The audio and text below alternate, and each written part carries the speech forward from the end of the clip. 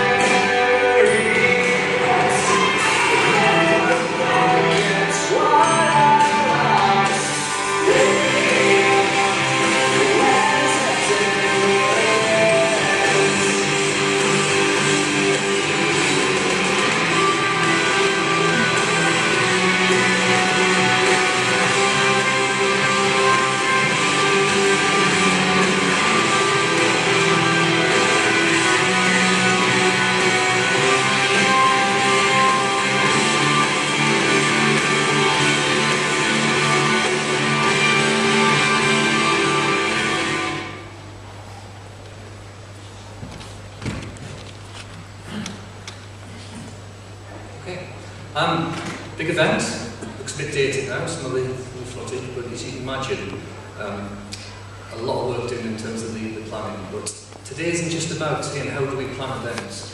One of the most important things that we must do when we get involved in something which is going to really test the skills of ourselves, our organisations, our officers, and again this thing about the reputation of our force, our city, our capability to manage big events. We've got to make sure that the people that we deploy, the people that we brief, are absolutely in the right frame of mind to represent us in the best possible way. And a lot of this is about building into people's psyche, into people's emotions, this element of pride and trust and responsibility, which I'll go into in a short time. So this is all about when the world's eyes are looking at you, when the media are looking at you, when everything you do is filmed, video complete today, filmed, video, photographed, on the Sky News every single second.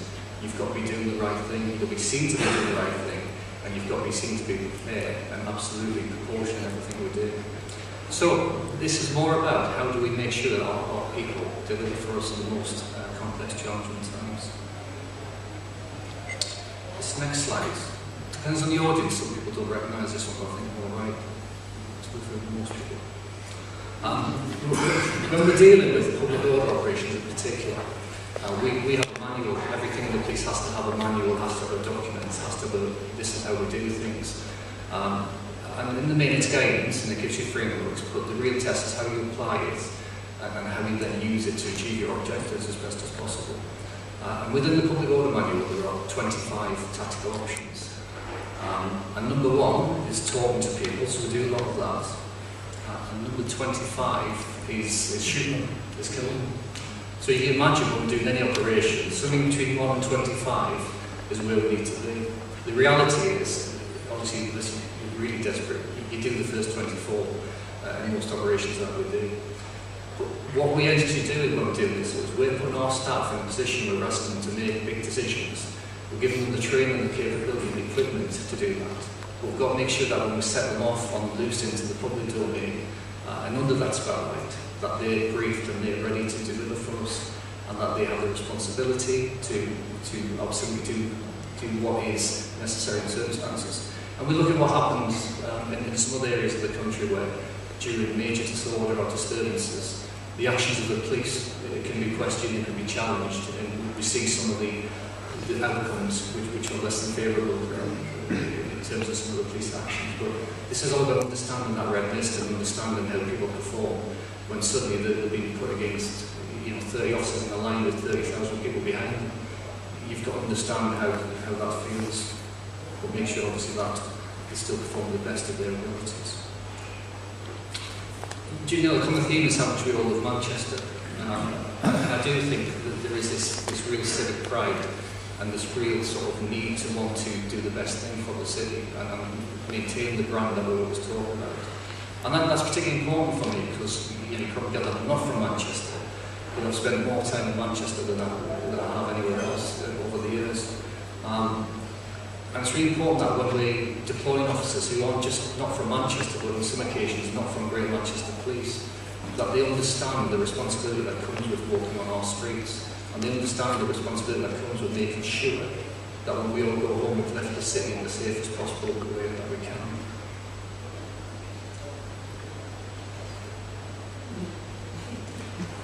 Okay. If you want officers, if you want staff, if you want anybody to perform the best of their ability under pressure, and when you expect them being a football manager, you set the tactics, you give them the training, give them the equipment, you put them on the pitch. But if you want them to do everything properly, and you want them to really have that element of self-fulfillment and desire to be the best, the only way you can do it is to make sure that they're really proud of what they do, and that they have this real sort of inner strength to want to be the best. And we can go back to loads of sort of leadership theories and lots of things from the great leaders, but I always think about the Henry V, and not the speech about sinews and once more to the breach, but I was thinking the wrong way. Henry V talks to all the troops in the field about how on this night of this battle where then invariably well outnumbers are probably going to get beat, but he talks to them to say that lots of people in the future will be telling lies about being part of something that they weren't. And how what St. Swithin's Day calls it, everybody can raise a pint to the people, the great people who went forward against the odds. And I always try and inject some of that in my operations, where you want people to know that when their family see what's happening on TV on the night time on the news, or when the newspapers report on a really good event, you want people to be really proud that they were part of it. And they want them to celebrate that success, not just with colleagues. But when you start stamping on that bit about the family, it gets really emotional. And it's the emotions you must tap into to get people to perform at that sort of street level. So I use this myself when I make sure I do the briefings, to make sure people are proud. And I think you can only be proud and have pride in what you're doing if you do some of these things. One is be professional, and that's in how you talk, how you come across, how you deal with the public, how you deal with often polarised views when you deal with demos. Taking responsibility for yourself as an individual, for your team, for your city. Being organised, and that's simple things like making sure the van's packed and full of fuel the night before, and not just when you get your first shout for assistance. Work together, being unified within the police, within each branch, within the partnership, within the city, and being dedicated to what the cause is. And we do this through briefing, and we do this by making sure people understand what their role is. Not just about packing people together and making sure we have more people on the ground than demonstrators, because that's just a recipe for disaster. It's a chap called Seneca, a famous philosopher from the Greek days, on the top. It's a dreadful end if you ever want to read about his relationship with Nero. But Seneca was, his expertise was dealing with the human mind and frustration. And he essentially came up with a theory about, we called it the brick wall. And his theory was very much about the human mind having this really disproportionate sense that everything was always going to be okay. And when it wasn't, we got frustrated and we started wishing death on people, or hitting sort of things, or calling people all names under the sun because we're stuck in the Greek equivalent of a traffic jam. We've all been there. So when, again, we're preparing people for the big jobs, we've got to prepare them for things going wrong. We can't leave people in a briefing of a size like this going into a major operation or a major demonstration expect that everything's going to be great. You've got to get them ready for communications going down. We had a massive EDL demo a couple of weeks ago in the middle of Manchester City Centre, really delicate one to manage. And halfway through, our communications went down. We had no radios to communicate. But officers knew that was going to happen because we told them the briefing. Because that's what happens when you have 500 people on the ground who all try to use the same network. So getting ready for it. And what Seneca talks is, humans hit this wall. When things don't go according to plan, they hit a wall. And when they hit a wall, they get frustrated. And when they get frustrated, they lose the sense of sensibility. They see the red mist. They start chasing people, they take them personal. They drop the guard. They lose that sense of being professional and being the ones wearing the uniform. And that causes problems for us. And that's when you get dire consequences, when people hit the wall and frustration turns to anger. It's a well-documented fact. So when you're preparing people for the big jobs, prepare them for when things go wrong. Tell them, identify it, and set them the challenge. Set them the challenge that they will hit the wall, be weak, fail at the first hurdle, or set them the challenge that whatever happens, you know the objective, you work as a team, and you get through it, and you absolutely smash the wall down. And you get the situation where if you've got to manage it carefully, where actually staff are waiting for the wall because they're that hyped up. They want the challenge to smash down. But as leaders, your job is to treat people like racehorses and make sure you just get them performing to that peak whilst taking that sort of some element of command and control. Now when some people, when they get to a wall, they get through it in different ways. As a leader, you shouldn't really be bothered how they get through it as long as they actually get over it. Just a quick example for me. You know, take a shortcut before.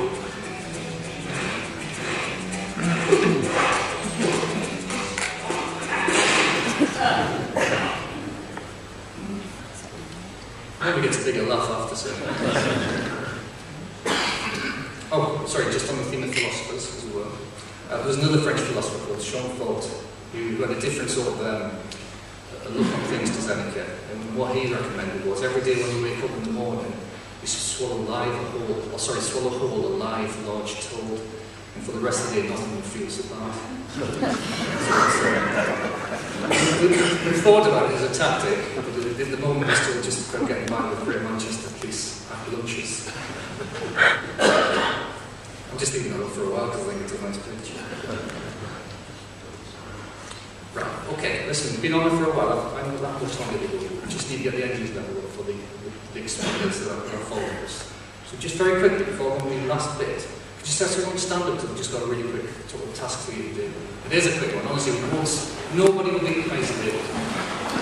Stand up. Right. Just before we go to the next stage about planning, it's really important when you plan a major event that you see the obvious, you see what's in front of you. And that sounds really easy to do, and you think, well, you're doing a presentation, being told that. Just do a little exercise just to see whether or not we always do see what's in front of us. I'm just going to show you a quick text. I'm going to ask you to read it, and I'm going to ask you a question. And we'll do the questions, we'll all sit down and gradually hopefully as we go forward. So it's simple as, just have a look on the screen and have a read of what comes up on the screen.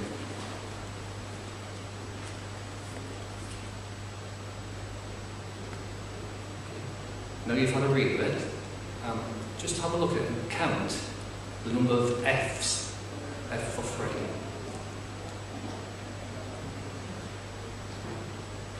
Can you go for a few more seconds? Okay, thank you.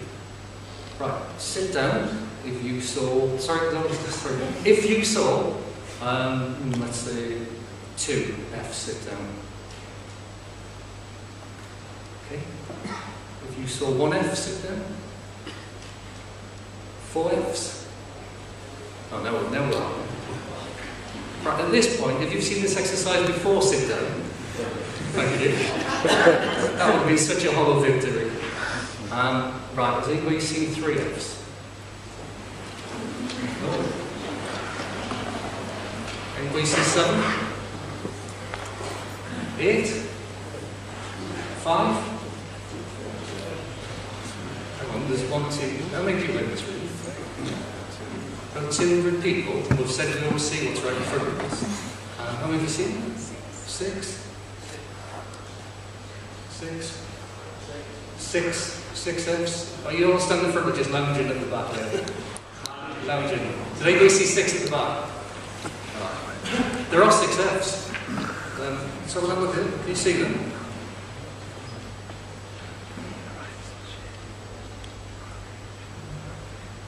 At this point, you normally get a bit of an aha moment. I'll make it easy for you.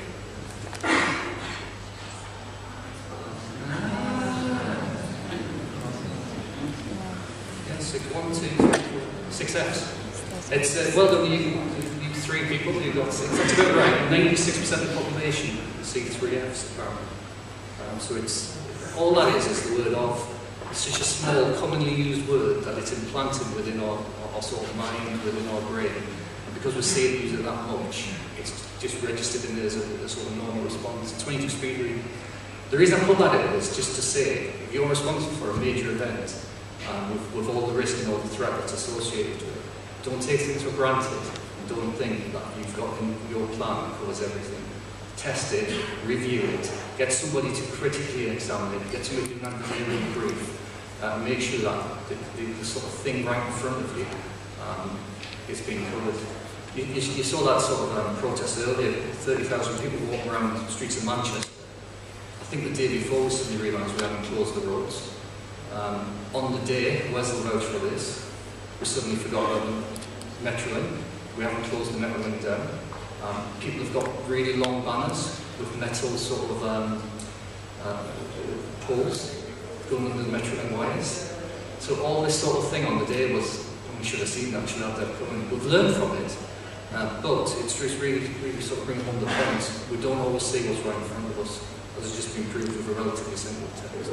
That presentation is about another 2 hours long to talk about how the mind works and such like, which is for another day. Thanks for getting involved though, that's good of you. Right, this is why we do this. If one of the events which I manage goes horribly wrong, and I end up in some sort of court process, coroner's inquest, libel case, anything like that, liability case, it could be liable depending on the event. What will happen to me is the incredibly eminent and well-paid barrister would absolutely rip my plan apart, and they wouldn't look at the event. What they'd be looking at is how much planning I did and what I had in place to make sure that I was seeing all the F's. And the way they sort of structure that cross-examination is by this. They look at the event itself, and they look at the planning, and they look at the aftermath. Obviously, if everything goes according to plan and you have a little aftermath, there's not much chance of you landing in any form of subsequent court case. But from that, what sort of derived over the years is this model. I didn't do this, you can tell, but it's great. I used to do it on a board. Essentially what I'm saying is, when you plan for a major event, you've got to ensure that your amount of planning should at least take longer than how long the event's going to take.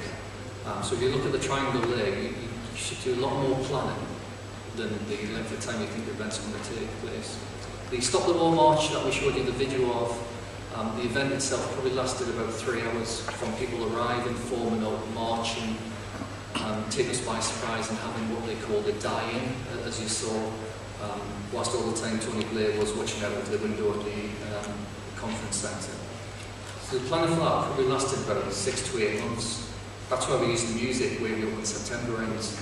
Because all we want to do is get this done and dusted out of the way by the end of September when the event took place. So you have the plan, you have the event, and if you do all your planning, you cover all the planning, you make sure you see all the F's, and you do the event accordingly, and you resource it properly, and people are trained, and people don't hit brick walls and get red missed. You should actually have a minimum aftermath. And you should get a situation where you get a triangle like that, where it comes to a natural closure. See where this is going. If you're planning this the day before the event, and you spend 10 minutes looking at it, and your event then doesn't go quite according to plan, surprise, surprise, and you do have a nightmare, and you have casualties, and you have a big reputation issue, well, don't be surprised if the aftermath takes a lot longer to deal with. And it's in the aftermath where your decision making, the planning stages, not the event, will be absolutely ripped apart. And that's where you'll be asked to identify where you tested your plan, were you happy with what you had in place, how did you know people were trained and equipped and briefed to do what you wanted them to do. It's a really lonely place to be. And on this diagram, the aftermath has an element of closure, but in reality, if you just think of some of the horrendous sort of events over the years, which are generational, the reality is if you really mess up, the aftermath never stops. And that becomes almost a noun for disaster, the event that you are involved with. And we can think of numerous off the top of our heads now where we're still discussing events from 20, 30, 40 years ago, which are still going through the courts. Okay, so in planning event and aftermath, make sure you plan far more than the time of the event. Yeah, that's Deansgate. That's a great photo. That was, again, the Stop the War demo. We actually got that off of an anarchist website. They had the best photographers, and vantage point on the day. We got that shot. We actually had to use false names to order that poster. But it just sort of sums up, that's what a big event can look like in your great city. Great photo. Beacon Tower just opened up the week before. All the threat was about somebody parachuting off the top of it or draping slogans off the side of it. But again, 30,000 people are held by 21 police officers. That's the confidence you have to instill in people. They won't wear riot kit, wearing yellow coats and normal helmets. As leaders, when you're having a plan like this, or taking it, it's not just about planning, it's not just about sort of doing the media and celebrating success. The one thing that you must always be mindful when you plan an event and when you're leading it is the fact that it's not an option to make a decision or not.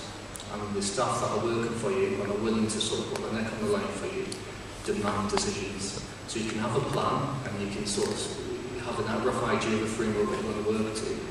But it's really important that you see the white of the eyes of the people working for you, and you make sure that if you have to make a decision, it's not a right, it's an absolute expectation that your decision making is quick, swift, and designed to make sure that people on the ground can be given that sort of leadership that's required.